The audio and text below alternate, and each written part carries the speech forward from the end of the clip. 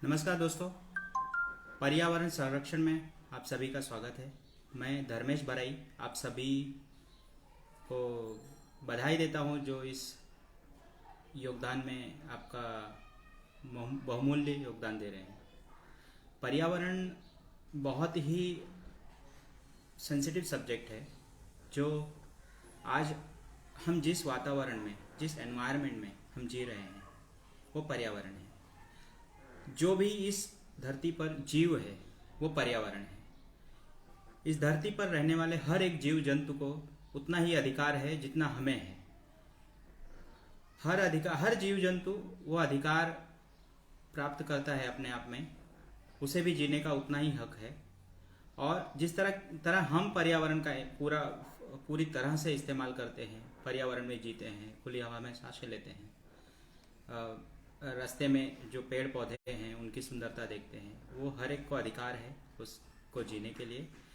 बस उसके लिए हमारा एक अपना योगदान होना चाहिए कि उस पर्यावरण को हम कैसे बचाएं।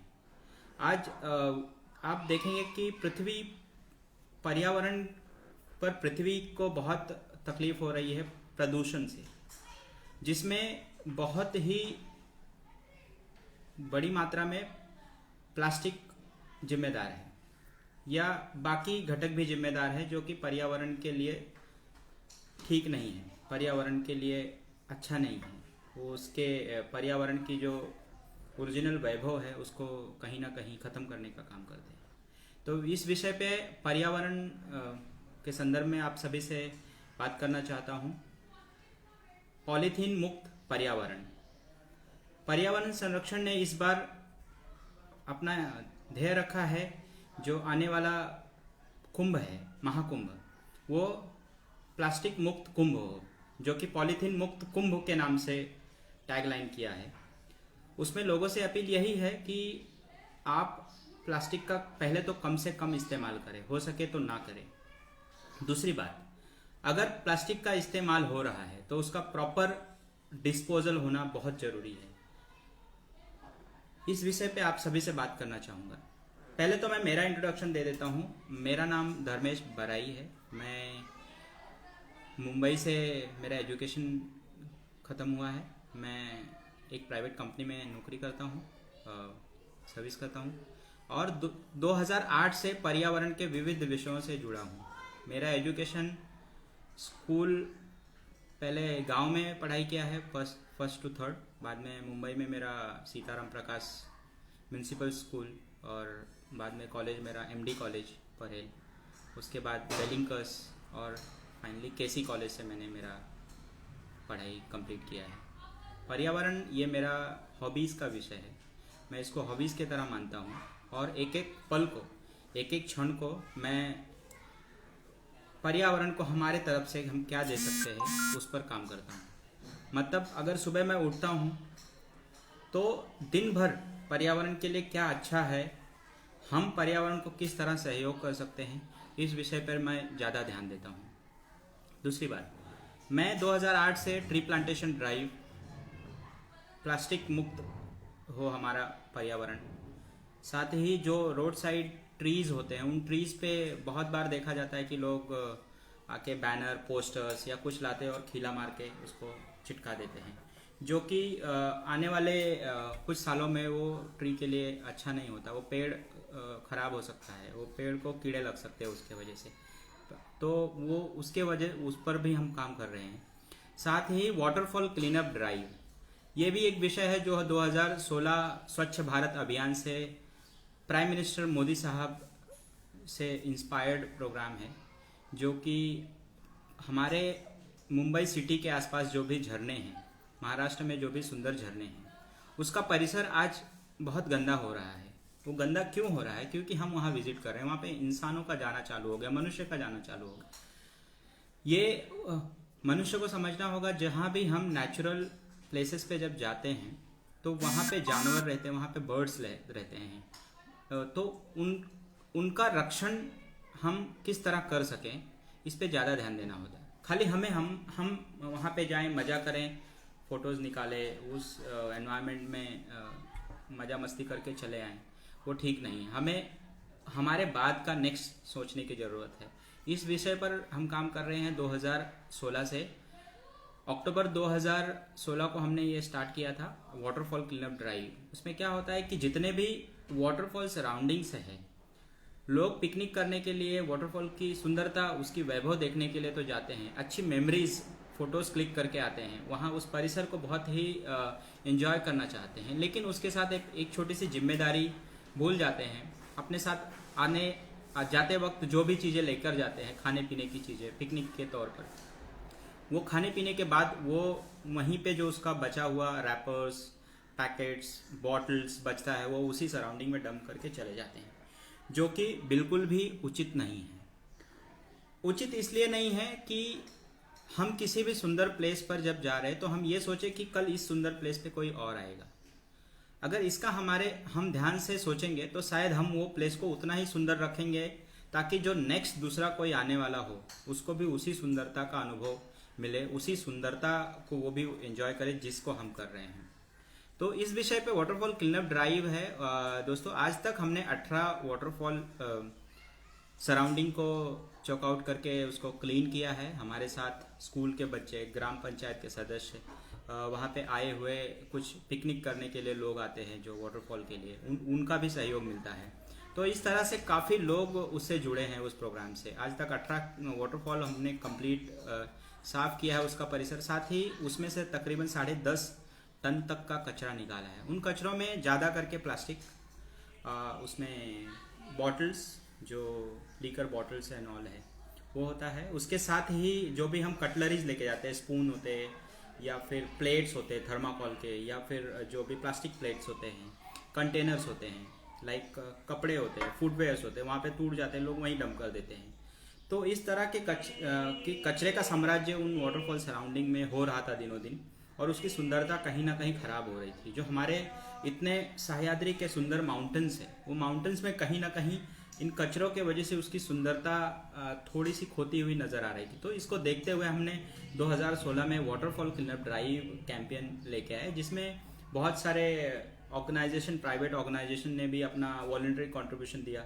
बहुत सारे स्कूल्स उसमें ज्वाइन हो रहे, जो भी नियर बाय के स्कूल्स होते हैं वाटरफॉल सराउंडिंग के, उन्हें हम अपील करते हैं वो आके ज्वाइन हो जाए हमें, तो वो भी अपना योगदान दे रहे हैं। साथ ही ग्राम पंचायत के सदस्य जो होते हैं वो भी उस ड्राइव में शामिल होते हैं। तो इस तरीके से लोगों को हम लोकली भी अवेयर करते हैं। हम जाके उन गांव में जाते हैं, उन्हें मिलते हैं और उनको समझाते हैं कि वाटरफॉल ये सिर्फ उसको वाटरफॉल तक ही सीमित ना रहने दीजिए, ये एक सोर्स है, सोर्स ऑफ इनकम भी है आप लोगों के लिए। क्योंकि बारिश के दिनों में क्या होता है, जब 10,000 20,000 के संख्या में लोग उस सराउंडिंग में जाते हैं तो उन्हें खाने की चीज़ें या फिर ट्रैवलिंग के सोर्सेज या फिर उनको चेंजिंग रूम की फैसिलिटी नहीं होती है, जो कि बहुत सारे जगह पे नहीं है। तो ये सब चीज़ों की कमी होती है। तो इससे उनका लोकली जो वहाँ के विलेजेस हैं उनको थोड़ा सा एक छोटा सा पार्किंग के लिए जगह होनी चाहिए। तो ये सब से उनको थोड़ा सा रेवेन्यू जनरेट होता है, जो उनके लिए एक अर्निंग सोर्स है, लाइक 3-4 महीने का जो ड्यूरेशन होता है। तो उन्हें हम ये समझाने का कोशिश करते हैं कि अगर ये आपका वाटरफॉल जो है, जो दबदबा है या झरना है, अगर ये झरना परिसर खराब हो जाएगा तो नेक्स्ट टाइम कोई आना पसंद नहीं करेगा, अगर ये साफ नहीं रहेगा तो हम उनको ये मोटिवेट करते हैं कि आप इसकी सुंदरता जितनी कायम रख पाएं उतना ही आपके लिए आने वाले दिनों में फ़ायदा होगा, और ये अगर अच्छा होगा तो ही आपका इनकम अच्छा होगा। तो अब उनको धीरे धीरे लोगों को बात समझ में आ रही है, तो वो भी ग्राम पंचायत लेवल या उनके लोकल लेवल से वो भी ट्राई करते हैं कि उस परिसर को साफ किया जाए। बहुत जगह पे अभी होर्डिंग्स और बोर्डिंग्स भी किए हैं, बोर्ड्स लगाए हुए हैं, होर्डिंग्स लगाए हुए कि आप इस परिसर में आते उसको स्वच्छ रखें, गंदा ना करें यहाँ पे ये सुंदर एरिया को। तो इस तरह से हम लोगों में अवेयरनेस कैंपेन कर रहे हैं। और खासकर उसमें प्लास्टिक एक ऐसा विषय है कि अगर प्लास्टिक को हम कहीं भी माउंटेन्स पे या नदी में या नाले में या कहीं भी आप ओशियन में, क्रीक में चले जाते हैं, ओशियन में चले जाते हैं या गटर के माध्यम से समुद्र में चले जाते हैं, तो अगर वो प्लास्टिक का छोटा सा रैपर भी है, अगर वो कहीं भी नेचुरल प्लेसेस में जाता है तो वो उसको 5,000 साल लग सकते हैं डीकम्पोज होने के लिए, शायद उससे भी ज़्यादा लग सकते हैं, कम भी लग सकते हैं। बट प्लास्टिक बहुत जल्दी डीकम्पोज नहीं होता है। तो प्लास्टिक हमारे लिए बहुत बड़ी समस्या है पर्यावरण के संदर्भ में। तो उस विषय पे काम करें। दूसरा, हम काफ़ी दिनों से अभी ये रिसेंटली एक लॉकडाउन चल रहा था, लॉकडाउन में लोग घरों में थे, तब हमने एक एक्टिविटी की थी, फ्री प्लांट मेंटेनेंस, जिसमें फ्री प्लांट मेंटेनेंस में मैंने सबको ऑनलाइन रिक्वेस्ट किया था, लोगों को कहा था कि अगर आपको प्लांटेशन में कोई अगर हेल्प चाहिए, गाइडलाइंस आपको गाइड करना है, तो हमें आप अपील करिए, बताइए हमारे नंबर पे, हम आपको हेल्प करेंगे। तो उस तरह से हमने लोगों को हेल्प करने का कोशिश किया।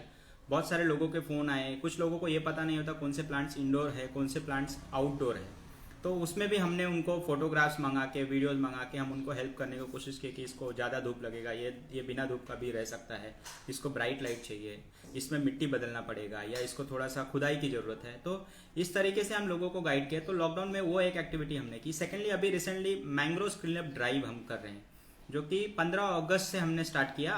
आज हमारा संडे था, अभी जस्ट हम ड्राइव ख़त्म करके ही आए हैं। उसमें तकरीबन हम 10 टन से ज़्यादा कचरा अब तक जमा कर चुके हैं, जिसमें नॉन बायोडिग्रेडेबल, जो कि डिग्रेडेबल नहीं है, वो नेचर के लिए ठीक नहीं है, वो एनवायरनमेंट के लिए ठीक नहीं है, वो पर्यावरण के लिए बिल्कुल ठीक नहीं है। तो आज आपको अगर पता होगा कि आज समंदर में इतना कचरा है कि हम उसको अगर सब लोग अगर अपना अपना कंट्रीब्यूशन दे तो भी वो जल्दी साफ नहीं होगा, इतना कचरा है। क्योंकि वो सालों से कचरा उन समंदर में जा रहा है, नदियों के थ्रू, नालों के थ्रू, या फिर क्रीक्स के थ्रू, या फिर जो शहरों के अंदर से जो छोटे छोटे नदियाँ निकली हुई जो समुद्र में जाके मिलते हैं, उससे वो जो कचरा निकलता है वो समुद्र में आता है, और समुद्र फिर उसे बाहर फेंक देती है और मैंग्रोव्स में अटक जाते हैं। और मैंग्रोव्स ऐसा चीज़ है जो कि एक सोल्जर का काम करता है सिटी बचाने के लिए। काफ़ी लोगों को मैंग्रोव्स के बारे में पता नहीं है, लेकिन आज मैंग्रोव्स के बारे में लोगों को पता होना चाहिए कि मैंग्रोव्स कितना इम्पोर्टेंट है सिटीज़ के लिए। आज मुंबई सिटी है जो चारों साइड से उसके पानी है, और लगभग पानी के बीच में बसा हुआ यह शहर है। या इस प्रकार से बहुत सारे सिटीज़ हैं जहाँ पे नदियों के किनारे पे बसा हुआ है, जहाँ पे मैंग्रोव्स अक्सर पाए जाते हैं। मैंग्रोव्स ऐसा पेड़ है जो कि जितने भी नेचुरल क्लाइमेटीज आती है, समंदर में ज़्यादा समुद्री तूफान आती है, उन तूफान को रोकने का काम मैंग्रोव्स करता है। तो पहला जो टप्पा होता है, पहला जो हिट होता है समंदर के बाद, वो मैंग्रोव्स पे हिट होता है, उसके बाद वो शहर में आता है। तो मैंग्रोव्स बीच में एक दीवार का काम करता है, जो कि उस प्रेशर को, उस तूफान को रोकने का काम करता है। उस मैंग्रोव्स के बहुत सारे अनगिनत फायदे हैं। वो पक्षियों के लिए सेफ प्लेस है, वहाँ पे पक्षियाँ अपने अंडे दे सकती हैं, उसमें वो बड़े होते हैं, उसी में घूमते फिरते हैं, और उसमें खाने के लिए भी उनको बहुत सारे कीड़े मकोड़े मिलते हैं। तो बहुत सारे वैरायटी ऑफ बर्ड्स आपको मैंग्रोव्स में मिलते हैं। फ्लेमिंगोज वेटलैंड्स में आते हैं, जो कि खाड़ी क्षेत्र है उसमें आते हैं। दूसरी बात, वो जो मैंग्रोव्स है उसमें मछलियाँ अंडे देती हैं। वो मछलियों के दृष्टि से भी बहुत सेफ है, मरीन लाइफ के दृष्टि से। खेकड़े होते हैं या बाकी के अन्य जो भी मरीन स्पीसीज है, वो उसके अंदर अपना जीवन जीते हैं। बहुत ही ऐसे जो जलचर प्राणी हैं वो मैंग्रोव्स के अंदर बहुत ही सेफ तरीके से जीते हैं, वो बहुत ही आसानी से वहाँ पे जी सकते हैं। तो वो बहुत ही इम्पोर्टेंट एरिया है। उसको हमने ये 15 अगस्त से स्टार्ट किया है साफ करना, उस मैंग्रोव्स एरियाज को। एक्चुअली वो डेंजर है, थोड़ा सा रिस्क एरिया है, लेकिन हम बहुत सावधानी पूर्वक मैंग्रोव्स के किनारी क्षेत्र में जाते हैं और वहाँ से कचरा निकालने का काम करते हैं। तो आज तक हमने स्टार्ट किया था धीरे धीरे, मैं और मेरे साथ 2 वॉलंटियर्स है, रोहन और श्री राम शंकर। धीरे धीरे वो वॉलंटियर्स का लेवल बढ़ता गया, लोगों को पता चलते गया कि हम किस विषय पे काम करते हैं, लोग जुड़ते गए हमसे। आज कम से कम 100 से 150 लोग मैंग्रोव्स में काम करते हैं। हर वीक हम आते हैं मैंग्रोव्स में, संडे टू संडे। हर संडे 2 घंटा हम लोगों से अपील करते हैं कि आप हफ्ते में 2 घंटा पर्यावरण के लिए दीजिए। आपके आसपास का जो भी पर्यावरण है, उस पर्यावरण को संभालने के लिए, उस पर्यावरण को सजोने के लिए आप आपका 2 घंटे का श्रमदान के माध्यम से योगदान दीजिए। आपका 2 घंटा शायद हमारे आसपास के पर्यावरण के बहुत सारे सोशल प्रॉब्लम्स को सॉल्व कर सकता है बिना अथॉरिटीज़ के। हमारी मेंटेलिटी ये नहीं होनी चाहिए कि ये बाहर का कचरा वो हमारा नहीं है, या वो बाहर गंदा है वो वैसे ही रहने दो, हमें उसको साफ करना है, या फिर हमें उसको प्रॉपर जिस तरीके से है उसके ओरिजिनल स्थिति में लाने के लिए कोशिश करना है। हर किसी को आगे आना होगा इसके लिए। अगर हम एक एक करके आगे आएंगे तो हमारा पर्यावरण, जो हमारे द्वारा पर्यावरण को तकलीफ हुई है, शायद वो आने वाले दिनों में कम हो सकती है। तो लोगों से अपील करूंगा, आप जिस सराउंडिंग में रहते हो, जिस एनवायरनमेंट में रहते हो, उस पर्यावरण के लिए आप 2 घंटा आपका हफ्ते में दीजिए। कोई भी एरिया ले लीजिए, आप उसको क्लीन करिए, आप उसकी ओरिजिनल वैभव के लिए काम करिए, उसकी सुंदरता के लिए काम करिए। अगर वो सुंदर रहेगा, स्वच्छ रहेगा, तो आपका पर्यावरण स्वच्छ रहेगा, साफ रहेगा, चिड़िया अच्छी आएंगी, वहाँ का एनवायरनमेंट बहुत अच्छा होगा और ऑक्सीजन फुल होगा। अगर अच्छे पेड़ रहेंगे, पेड़ बढ़ेंगे, पेड़ों को हम पानी देंगे, पेड़ जरूर बढ़ेंगे, तो वो काफ़ी फ़ायदा होगा हम सबको। तो ये ऐसे इस प्रकार से हम बहुत विषयों पे काम करते हैं। मैं छोटा सा आप लोगों को एक बताना चाहूँगा कि मैं 3R फार्मूला को फॉलो करता हूँ। 3R फार्मूला मतलब क्या है? एक रिड्यूस, रीयूज और रिसाइकल। आप तो पहले रिड्यूस करो। आप कुछ भी जो भी पर्यावरण के लिए ठीक नहीं है, उन चीज़ों को आप रिड्यूस करना चालू करिए, आप उसको रिफ्यूज़ करना चालू करिए। अगर आप जाते वक्त मार्केट जा रहे हो, आप थैली कैरी करिए, तो जो मार्केट से आपको थैलियाँ मिलती है, वो थैलियाँ आप कम करने की कोशिश करिए। रिसाइकल, आप कहीं भी आप जाते हो तो आपको कुछ चीज़ें ऐसी दिख जाती हैं कि मिल जाए जिसको रिसाइकलेबल होता है, अगर उसको लाइए तो उसको हम रिसाइकल कर सकते हैं। और कुछ चीज़ें हैं जिसको रिफ्यूज़ कर सकते हैं। लाइक हमारे घर में दूध पैकेट में आता है, या जिसके घर में दूध पैकेट में आता है, मैं लास्ट 3 साल से तो कम्प्लीटली पैकेटेड दूध लेना बंद कर दिया हूँ। मैं बॉटल रखा हूँ, उसको रिफ़िल करता हूँ हर बार, और रिफ़िल के माध्यम से हर दिन का जो प्लास्टिक का यूज़ होता है उसको कम करने की कोशिश करता हूँ। तो हमारे घर में हम बॉटल वाला दूध यूज़ करते हैं, तो मैं कोशिश करता हूँ कि लोग उस तरीके से भी रिफ्यूज़ कर सकते हैं चीज़ों को। तो ऐसे छोटे छोटे बहुत सी चीज़ें हैं। आप सोचिए कि आप क्या रिफ्यूज़ कर सकते हो, क्या रिड्यूस कर सकते हो, और क्या रिसाइकल कर सकते हो। तो ये फार्मूले का बहुत ही अच्छा मतलब रामबाण बोल सकते हैं पर्यावरण के लिए। अगर 3R फार्मूला हर किसी को पता चल जाए और इसको थोड़ा थोड़ा फॉलो करना चालू कर दे, तो ये काफ़ी अच्छा साबित होगा हम सब के लिए। दूसरी बात है, अगर आज प्लास्टिक एक ऐसा विषय है कि जो कि हम अगर नहीं भी चाहें तो भी अवॉइड नहीं हो पाता है। बहुत बार अगर चाहें भी कि हम अवॉइड कर दें तो नहीं हो पाता है। क्यों? क्योंकि आज छोटी सी चीज़ों को लेकर बड़ी चीज़ें प्लास्टिक के रैपिंग में आती हैं, जो कि शायद हमारे कंट्रोल में नहीं है। लेकिन हमारे कंट्रोल में इतना है, हम उसको कम कर सकते हैं। अगर हम लोकल, जो भी लोकल फॉर वोकल बोलते हैं, लोकल किराना स्टोर से हमारे डब्बे लेके जाएं। अगर उनको बोले, पुराने ज़माने में क्या होता था, आटा बनाने के लिए लोग डब्बे लेके जाते थे, उसमें गेहूँ लाते थे। पूरा मतलब अभी भी बहुत जगह, बहुत घरों में होता है, ऐसा नहीं पुराने ज़माने में। तो वो आप उसको ले आइए, आप उसको डायरेक्ट चक्की वाले के पास दे दीजिए, वो आपको उसी डब्बे में रिटर्न देंगे। मतलब एक 5 किलो या 10 किलो का जो प्लास्टिक का आप लेकर आते हो पिशवी, थैली, वो थैली आप रिफ्यूज़ कर सकते हो, रिड्यूस कर सकते हो। तो इस तरीके से छोटी योगदान करें तो काफ़ी होगा। दूसरी बात, अगर प्लास्टिक अनचाहे या हम अगर चाहते भी नहीं आए हमारे पास तक, तो भी किसी ना किसी माध्यम से अगर हमारे पास प्लास्टिक आता है, तो उस प्लास्टिक को हम किस तरीके से उसको हम डस्टबिन में ना डालें, उसको कैसे हम अवॉइड कर सकते हैं। आप सभी को इको ब्रिक्स के बारे में पता होगा। तो इको ब्रिक्स एक ऐसा कंसेप्ट है दोस्त कि आप जितने भी प्लास्टिक, आपके घर में कोई भी बॉटल है, कोई भी कैन है, जार है, जिसमें आप वो जितने भी छोटे आर्टिकल्स आते हैं, उन छोटे आर्टिकल्स को आप उस बॉटल में रिफ़िल करिए। आप पीछे मेरे देख सकते हैं इको ब्रिक्स के बॉटल्स हैं। तो मैं क्या करता हूँ, हमारे घर पे जो भी अनअवॉइडेबल प्लास्टिक्स है, जो हम अवॉइड नहीं कर सकते, वो प्लास्टिक जब हम तक आता है तो उसको हम ऐसे ही कचरे के डब्बे में डालते नहीं हैं। हमारे घर में जो भी डस्टबिन है, उस डस्टबिन में एक भी प्लास्टिक का कचरा नहीं डालते हैं। उसके पीछे कारण है, हमारे यहाँ पे कुछ स्वयंसेवी संस्था लोग हैं जो मंथ के हर महीने में आते हैं और प्लास्टिक जितना भी, जिस तरीके का भी प्लास्टिक या वेस्ट होता है, वो सेपरेटली कलेक्ट करके लेकर जाते हैं। दूसरी हमारी नगर पालिका है। नगर पालिका भी ड्राई वेस्ट और वेट वेस्ट, इस 2 तरीके से वेस्ट सेग्रीगेशन किया हुआ कलेक्ट करते हैं। आप उनको अगर सेपरेट ड्राई वेस्ट कलेक्ट करके दे दो तो वो सेपरेट लेके जाते हैं, और वेट वेस्ट तो ऑलरेडी एवरीडे महानगर पालिका की गाड़ी आती है वो लेके जाती है। तो इस तरीके से हम अगर खुद अगर सेपरेट करके दे देंगे तो ये अथॉरिटीज़ का भी वर्कलोड कम होगा, और उसका प्रॉपर सिस्टम के हिसाब से उसको रीयूज़ के लिए जाएगा, रिसाइकल के लिए जाएगा।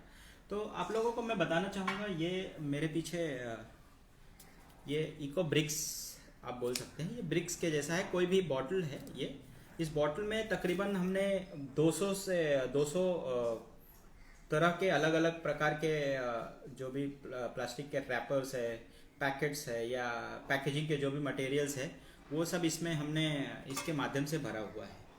तो जो भी लाइक अभी ये आप देख सकते हैं कि ये इतना प्लास्टिक हमारे 1 महीने का प्लास्टिक है ये। तो ये प्लास्टिक, इसमें अलग अलग तरीके से प्लास्टिक अगर हम ऐसा अगर रखेंगे कहीं पे तो वो इतना जगह लेगा। शायद सिटी में लोगों के पास जगह की कमी है, हर किसी को है, तो उन्हें ये रखने में ज़्यादा दिक्कत होती है। तो उसके लिए ये जो इको ब्रिक्स का सोल्यूशन है, ये सबसे इजी सॉल्यूशन है। मतलब अगर आप इसको भर दें और कोई भी कोने में या कहीं भी रख दें तो ये गंदा भी नहीं दिखेगा और अच्छा दिखेगा। और बाद में जब कभी भी नगर पालिका या कहीं भी अगर इस तरीके से आप लोगों को जहाँ भी इसका रिसाइकल के लिए हम दे सकते हैं, वहाँ पर हम इसको अगर ऐसे जाके अगर उनको हैंड ओवर कर दें तो ये प्रॉपर रिसाइकल के लिए जाएगा, जो कि इसका नेक्स्ट चीज़ें बनेगी।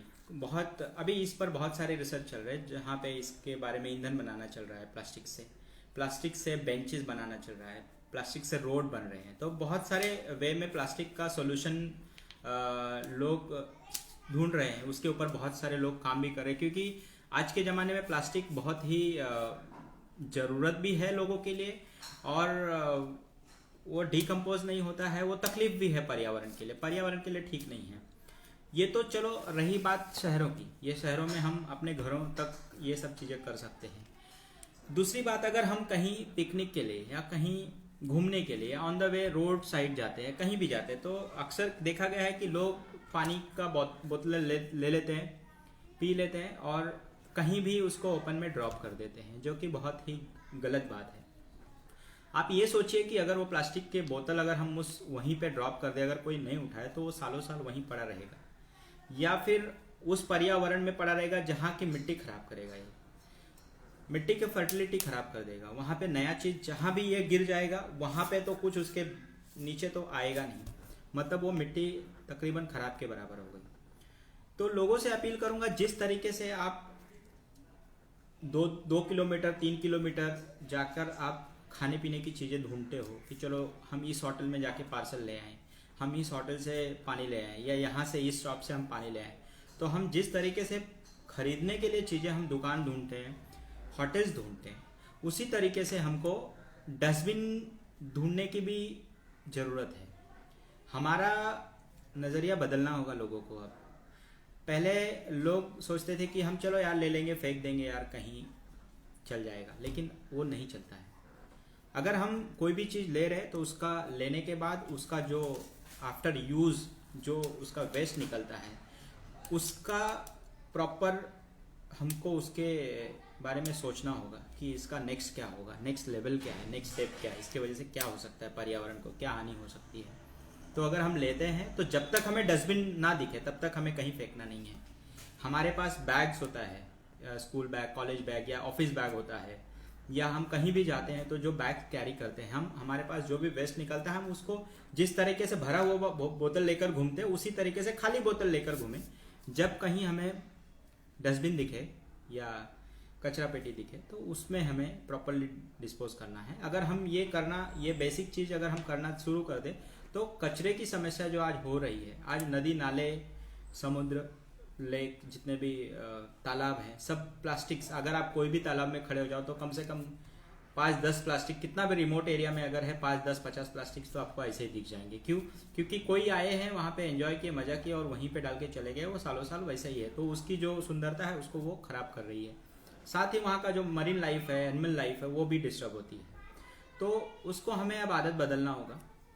लोगों से अपील करूँगा कि आप जब भी बाहर निकलते हैं तो प्लीज़ पर्यावरण का ध्यान रखिए, क्योंकि हम इसी पर्यावरण में जीते हैं, इस पर्यावरण को अगर हम नहीं सुधारेंगे तो कौन सुधारेगा? तो हम ही उसके जिम्मेदारी लेना होगा। हम अगर जिम्मेदार बनेंगे तो ही हम आने वाले पीढ़ी को जिम्मेदार सिखा सकेंगे जिम्मेदारी क्या होती है। इस पर्यावरण ने हमें बहुत कुछ दिया हुआ है। हमारे तरफ से हम खाली अगर पर्यावरण की सुरक्षा के बारे में सोचकर हम गलतियां ना करें तो भी पर्यावरण ठीक रह सकता है। कोशिश करें ज़्यादा से ज़्यादा पेड़ लगाएं।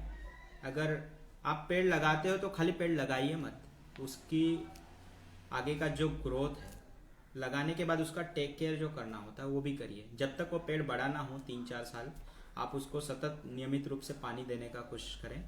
आप जरूरी नहीं 10 पेड़ लगाएं, आप एक ही पेड़ लगाएं, लेकिन वो बड़े होने तक उसका आप ध्यान दें। अगर वो करेंगे तो काफ़ी दिनों तक, वो सालों साल के लिए पेड़ जब बड़ा होगा तब वो उसके आसपास के लिए बहुत ही बेहतर वातावरण पर्यावरण देगा। तो ये एक हो गई। दूसरी बात, मैं लोगों को बताऊंगा कि चीज़ों का रीयूज़ कैसे कर सकते हैं। रीयूज़ के लिए भी बहुत सारे तरीके हैं। आप छोटे छोटे चीज़ों को रीयूज़, रिसाइकल कर सकते हैं या रीयूज़ कर सकते हैं। मैं बताऊंगा आपको कि हम रीयूज़ कैसे करते हैं। ये एक बोतल है, ये बोतल में हमने प्लांट लगा दिया है, हम खाली इसका पानी बदलते रहते हैं और ये सालों साल हरा भरा रहता है। दूसरी बात,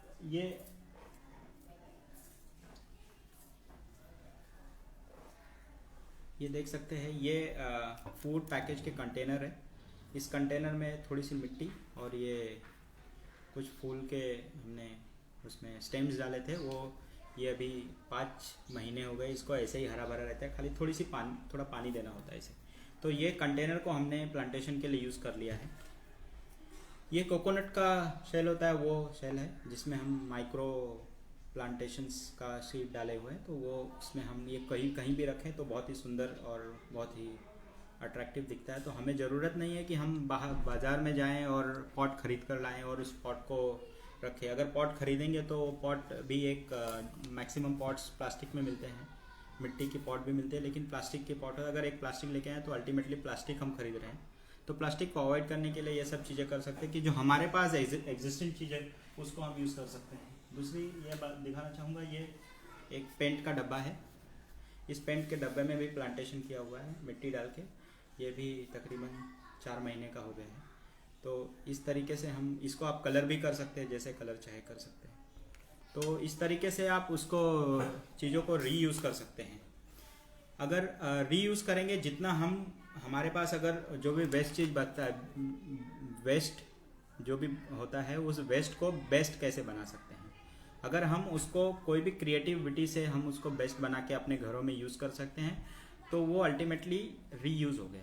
तो चीज़ों की जितनी भी रीयूज़ होंगी वो चीज़ें उतना ही उसका कचरे का प्रमाण कम होगा और पर्यावरण के लिए बहुत अच्छा होगा। आप छोटा से भी योगदान अगर पर्यावरण के लिए करते हैं तो वो आगे जाकर वो बड़ा योगदान साबित होता है। दूसरा, पर्यावरण संरक्षण का इस बार का जो थीम है पॉलीथीन मुक्त कुंभ। आप सोचो कुंभ में कितने लोग आते होंगे, 1, 2, 4, 10, 1000, लाख नहीं, यहाँ करोड़ों में आते हैं लोग। यहाँ तकरीबन करोड़ के संख्या में लोग आते हैं जो कुंभ में नहाना, एक उनकी जो इच्छा होती है उसके लिए वो कुंभ में आना पसंद करते हैं। हर एक का एक सपना होता है कि हम कुंभ का नहान तो कर लें। मतलब कुंभ नहान ऐसा चीज़ है कि धार्मिक है और लोग उसको बहुत ही दिल से मानते हैं और वहाँ तक जाना पसंद करते हैं। तो अगर सोचो कुंभ में अगर 1 करोड़ लोग आ रहे हैं और उस कुंभ में हर कोई एक प्लास्टिक का बॉटल खरीदता है या एक प्लास्टिक का थैली खरीदता है तो 1 करोड़ थैली जनरेट होगा इस कुंभ में। तो इस तरीके से जितने भी कुंभ होते हैं उस कुंभ में करोड़ों की गर्दी होती है। तो अगर उस कुंभ में अगर लोग प्लास्टिक को रिफ्यूज कर दें, कोशिश करें कि हम प्लास्टिक इस कुंभ में नहीं लेंगे, और अगर लेंगे भी तो उसको जहाँ पे पॉसिबल नहीं है, अगर वहाँ पे अगर प्लास्टिक आप ले भी रहे हो तो उसको प्रॉपरली हम सेग्रीगेट करने के लिए हम उसको प्रॉपर डस्टबिन में डालेंगे तो शायद वो जो भी कुंभ का परिसर है, जो भी कुंभ का धर्म स्थल है, तीर्थ स्थल है, वो बहुत ही साफ और सुंदर होगा। आप सभी को पता है अगर 1 करोड़ प्लास्टिक एक दिन में अगर उस कुंभ परिसर में निकलता है तो कितना बड़ा प्लास्टिक का अंबार हम खड़ा कर रहे हैं हमारे द्वारा। तो लोगों को ये समझना होगा कि हमें प्लास्टिक को रिफ्यूज़ करना है, कोई भी तरीके का प्लास्टिक हो। अगर हम प्लास्टिक रिफ्यूज़ करेंगे तो शायद बहुत ही पर्यावरण के लिए लाभदायक होगा। जितना भी कोशिश करें हम छोटी से छोटी चीज़ों को अवॉइड करें, प्लास्टिक ना लें तो बहुत बेहतर होगा। दूसरी बात, इसमें मैं एक एडिशन ऐसा करना चाहूँगा कि आज के टाइम में देखा गया है अक्सर कि लोग घरों से निकलते हैं तो जो मोबाइल होता है, सेल फोन, उसको लोग लेना बिल्कुल भूलते नहीं, वो बिना भूल कर कैरी करते हैं साथ में। जो बटुआ होता है, वॉलेट, वो भी लोग बिना भूल कर अपने साथ लेकर जाते हैं। तो जब हम अपना बटुआ और 200-300 ग्राम का मोबाइल अगर हम नहीं भूलते हैं साथ में कैरी करना, तो हार्डली 20 या 30 ग्राम का कैरी बैग, मतलब जो थैली होती है कपड़े की, वो लेकर जाना क्यों भूलते हैं। अगर हम सुबह जिस तरीके से घर से निकलते हैं ऑफिस के लिए या कॉलेज के लिए या मार्केट के लिए या कहीं भी जब हम घर से बाहर निकलते हैं, तो हमारे साथ अगर बटुए के साथ, चश्मे के साथ, मोबाइल के साथ एक और एडिशन कर दे थैली का, जो कपड़े की थैली हो। कपड़े की थैली अलग अलग फॉर्म में आते हैं, कॉटन की होती है, जो नायलॉन की होती है, अलग अलग टाइप की थैलियाँ होती हैं जो घरों के बेस से भी आप उसको बना सकते हैं स्टिच करवा के। तो अगर आप कपड़े की थैली लेकर जाओ तो कपड़े की थैली हार्डली इतना छोटा सा होगा, मतलब अगर उसको रैप कर कर रख दो तो इतना छोटा सा बैग बनेगा। तो उसको आप जेब में भी कैरी कर सकते हो, आप आपके बैग में कैरी कर सकते हो, और जब कभी कोई भी खरीदी करो तब उस खरीदी के साथ साथ उस थैली का, आप कपड़े की थैली का आप इस्तेमाल कर लो, तो आप बहुत ही हद तक प्लास्टिक को रिफ्यूज कर सकते हो।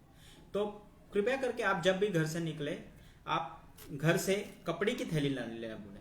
अगर आप कपड़े की थैली कैरी करते हो तो मार्केट से जो हम 4, 5, 10 थैलियाँ, जो हम आज अक्सर देखा जाता है कि लोग बाजार में जाते हैं तो 4 टाइप की भाजी लेते हैं, 4 टाइप की भाजियाँ लेते हैं। हर भाजी वाला उसको एक कैरी बैग थमा देता है आपको कि चलो ये ले लो, ये 1/4 किलो या आधा किलो, ऐसे करके आप, तो आते वक्त आपके पास 10 थैलियाँ हो जाती है, आप ऐसे हाथ में लेके आते हो।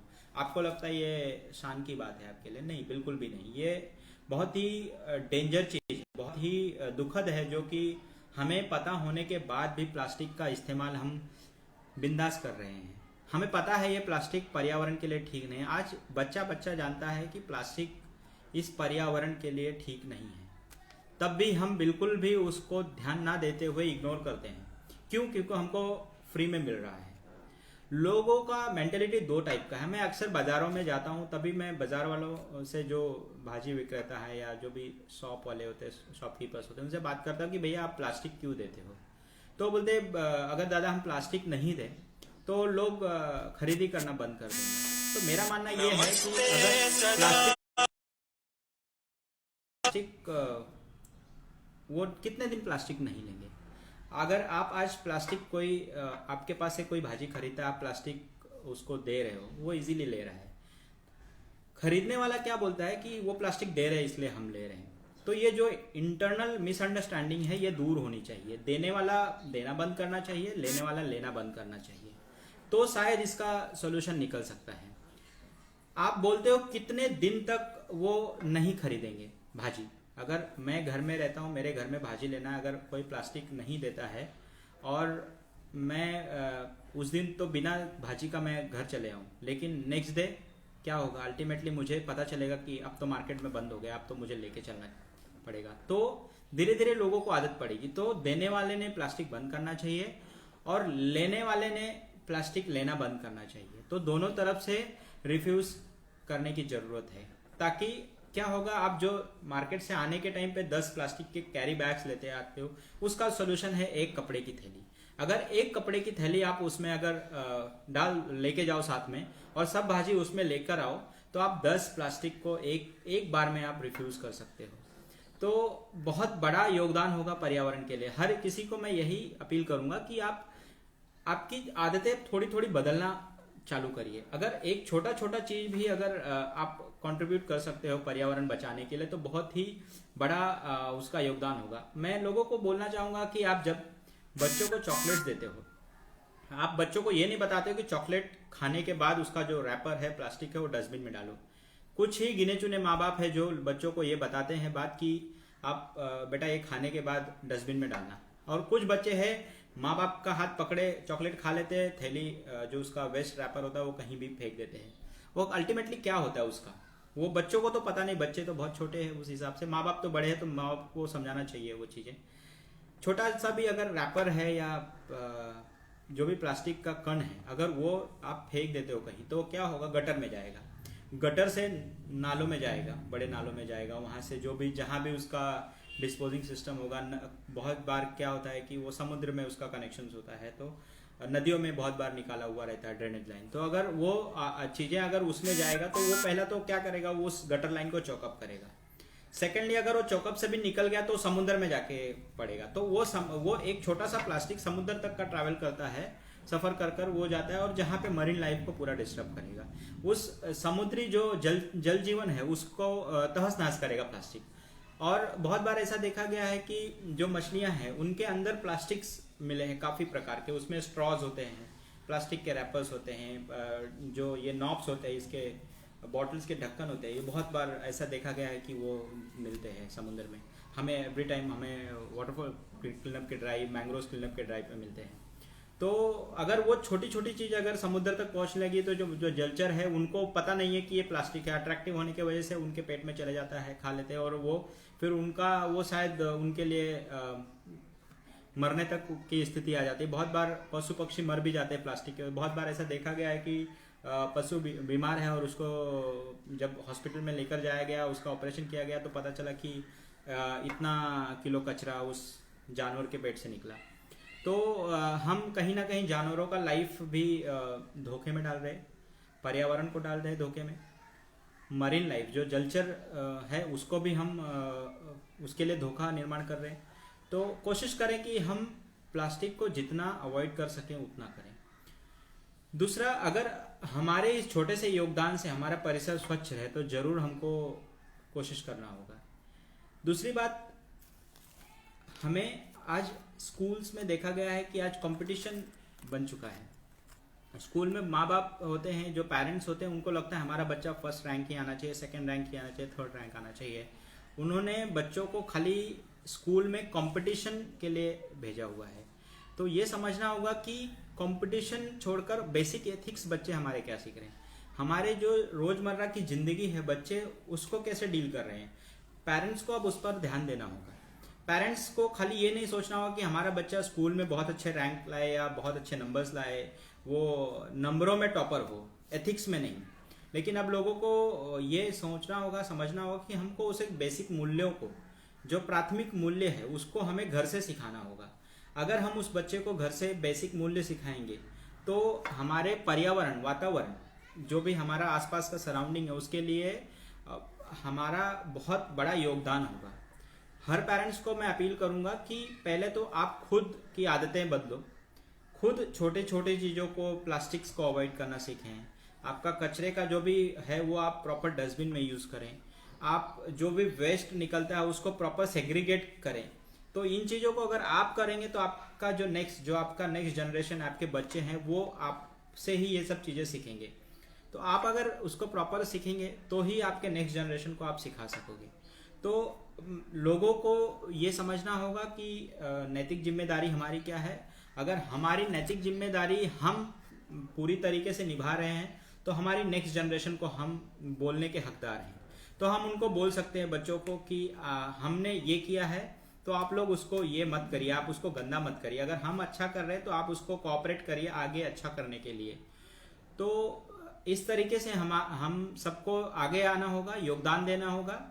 और अपने आसपास में जितने भी आपके आसपास में लोग हैं, हर किसी को आपको इकट्ठा लाना होगा। ये पर्यावरण ऐसा विषय है जिसमें हमको कोई भी पॉलिटिकल चीज़ें नहीं लाना है बीच में, कोई भी ईगो नहीं लाना है बीच में। हमें as an citizen, as an common citizen करके हमें आगे आना होगा। अगर हम एज एन कॉमन सिटीजन समझकर हम जब आगे आएंगे तब हमें पता चलेगा कि ये छोटे छोटे जो प्रॉब्लम्स होते हैं उसका आगे का कठिनाई क्या होता है। तो आप पहले एक छोटा सा सोशल विषय लीजिए, उस विषय के लिए फाइट करें। खाली हम क्वेश्चन रेज करते हैं। आज के टाइम पे क्या हुआ, हम अगर हमारे आसपास में कुछ दिख रहा है तो हम खाली क्वेश्चन ये ऐसा क्यों है, ये इधर क्यों है, ये उधर क्यों है, ये ऐसा क्यों नहीं, ये वो वैसा क्यों नहीं। लेकिन कभी कभी हम ये जानने की कोशिश करें कि चलो इसका सोल्यूशन हम खुद ढूंढने को कोशिश करें, तो पता चलेगा कि ये प्रॉब्लम शायद हमसे ही जनरेट हो रहा है और इसका सोल्यूशन भी हम हैं, ना कि कोई अथॉरिटीज़ है। तो अगर ये छोटे छोटी चीज़ों को हम खुद से सोचना चालू करें, उसके बारे में काम करना शुरू करें, तो शायद प्रॉब्लम का सोल्यूशन हो सकता है। दूसरी बात, ये इको ब्रिक्स को मेन कंसेप्ट हमारा इको ब्रिक्स के बारे में लोगों को बताना है। मैं बताऊंगा कि ये इको ब्रिक्स का जो बोतल है, ये आप कोई भी आपके पास जो भी वेस्ट बोतल होगा या कुछ भी होगा, आप उसको ले लीजिए। उसमें कोई भी पैकेट या रैपर समझ लो, अभी ये इको ब्रिक्स है और अभी ये तो मैंने पूरी तरीके से भरा हुआ है, इसमें एक भी जाएगा नहीं। तकरीबन ये अभी 400 ग्राम का बॉटल हो चुका है भर के प्लास्टिक से। तकरीबन 200 से 300 कटलरीज होंगे उसमें। ये भी हमने भरा हुआ है, देख सकते हैं आप, पूरी तरीके से इसको पैक किया हुआ है इको ब्रिक्स। आप इसको इको ब्रिक्स को ऐसे, अगर बोतल है या कंटेनर्स है, किस में भी आप उसको ऐसे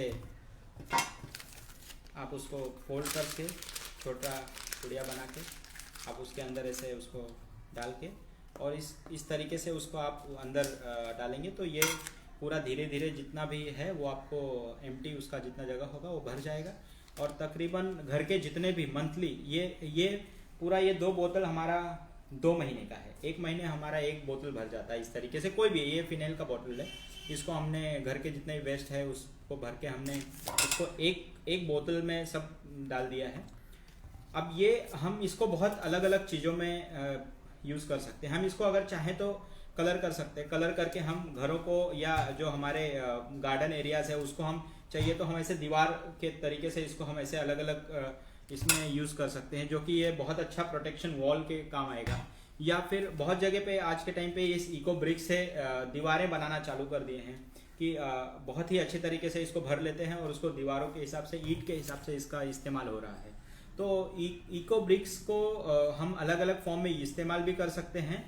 और अगर इस्तेमाल हम नहीं कर सकते तो इसको अगर इस फॉर्म में करके हम हमारे जो भी नगर पालिका या नगर परिषद या नगर पंचायत की जो गाड़ियाँ आती है, ग्राम पंचायत की गाड़ियाँ आती है, अगर उनको ये हम इस तरीके से बोतल्स दे दें तो उनको जो नेक्स्ट फॉर्म में जाएगा वो शायद उनको बहुत आसानी होगी इसका सेकेंड फॉर्म बनाने के लिए। तो लोगों से अपील है, आप मैक्सिमम इस विषय को ध्यान में रखें। प्लास्टिक का 3R फॉर्मूला को ध्यान में रखें, रिड्यूस, रीयूज एंड रीसाइकल। ये तीनों मूल्यों पे अगर आप काम करें तो आपका पर्यावरण में बहुत बड़ा योगदान होगा और आपका एक छोटा छोटा योगदान इस पर्यावरण के लिए बहुत बड़ा मायने रखेगा, जो कि आने वाले जनरेशन्स के लिए फ़ायदा होगा। हमारे जनरेशन्स को तो फ़ायदा होगा, आने वाले जनरेशन्स के लिए ये जो हमारा आसपास का पर्यावरण है ये सुंदर और सुशोभित होगा, अच्छा ऑक्सीजन फुल होगा। तो अगर ये हमारा पर्यावरण शुद्ध और साफ होगा तो हमारे आने वाला नेक्स्ट जनरेशन उसको मेंटेन करेगा। और अगर हम इस पर्यावरण को खराब कर कर हमारे नेक्स्ट जनरेशन को देंगे तो शायद वो भी यही करे आगे। तो हमें कोशिश करना है कि हमारे द्वारा जितना भी पर्यावरण को योगदान दे सके वो दें, ताकि आने वाला जनरेशन उससे लेसन ले, उससे सीखे और उसको आगे बढ़ाए, उस पर्यावरण को उतना ही मेंटेन करे। तो काफ़ी फ़ायदा होगा पर्यावरण के लिए। आपका छोटा छोटा योगदान पर्यावरण के लिए बहुत ही मूल्यवान है और बहुत ही इम्पोर्टेंट है। मैं लोगों से अपील करूंगा कि आप लोगों की अगर कुछ क्वेश्चंस हैं तो आप मुझे बताइए। अगर मेरे तरफ से कुछ हेल्प हो सकता है तो ज़रूर मैं करूंगा। शुभांगी आप्टे लिखती हैं, मैंने ये बीड़ा उठाया है, अब तक 3700 न्यू कपड़े 37,000 न्यू कपड़े की थैलियां बेची हुई सिलकर बांटी है। तो प्लास्टिक कैंपेन की मैं मोर रायपुर नो प्लास्टिक कैंपेन की ब्रांड एम्बेसडर हूँ। शुभांगी आप्टे जी, आपका मैं बहुत बहुत आभारी हूँ कि आप बहुत ही अच्छा योगदान दे रहे हैं प्लास्टिक को कम करने के लिए। आप ब्रांड एम्बेसडर हैं प्लास्टिक कैंपेन के लिए। रायपुर से। आपका ये जो इतना मूल्यवान योगदान है उससे मैं लोगों को बताना चाहूँगा कि शुभांगी आप्टे जी प्लास्टिक से कपड़े की थैलियाँ बनाती हैं और उसको लोगों में बांटती है ताकि प्लास्टिक का जो लोड है वो कम किया जा सके। तो शुभांगी जी आपका बहुत बहुत धन्यवाद। आपका पर्यावरण के लिए जो भी योगदान है शायद जनरेशन्स के लिए बहुत बड़ा एग्जाम्पल होगा। ये बहुत मोटिवेट करेगा, इंस्पायर करेगा लोगों को। मैं कोशिश करूँगा आपके जो द्वारा किए गए काम है वो लोगों तक, ज़्यादा से ज़्यादा लोगों तक स्प्रेड करें ताकि ये ज़्यादा से ज़्यादा लोगों तक पहुँचे कि हम प्लास्टिक को कैसे कम कर सकते हैं। और अगर कम नहीं कर सकते हैं, जिस तरीके से भी हम अपना प्लास्टिक कम करने में योगदान दे सकते हैं हम बिल्कुल करें। तो धन्यवाद। बसंत पांडे जी लिखते हैं, पर्यावरण सुरक्षित है तो हम सब सुरक्षित हैं, संपूर्ण धरा सुरक्षित है। जी बिल्कुल सही है बसंत जी। अगर पर्यावरण हमारा साफ और सुंदर रहेगा तो हम सब इस पर्यावरण का, इस वैभव का बहुत ही अच्छे तरीके से उसका फ़ायदा हमको मिलता रहेगा सालों साल। तो पर्यावरण ही हम सबके लिए बहुत बड़ी जिम्मेदारी है, पर्यावरण सुरक्षा। अगर हम पर्यावरण हमारा सुरक्षित रहेगा तो ही हम सब सुरक्षित रहेंगे, जीव जंतु जितने भी इस धरती पर हैं वो सब सुरक्षित रहेंगे।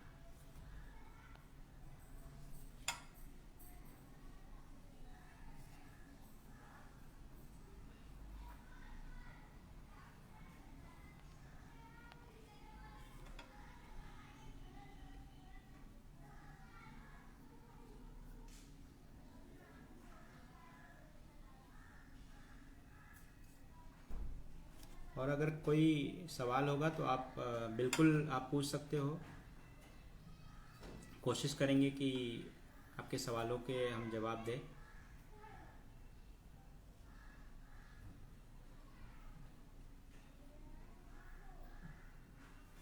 चलो ठीक है, कोई बात नहीं।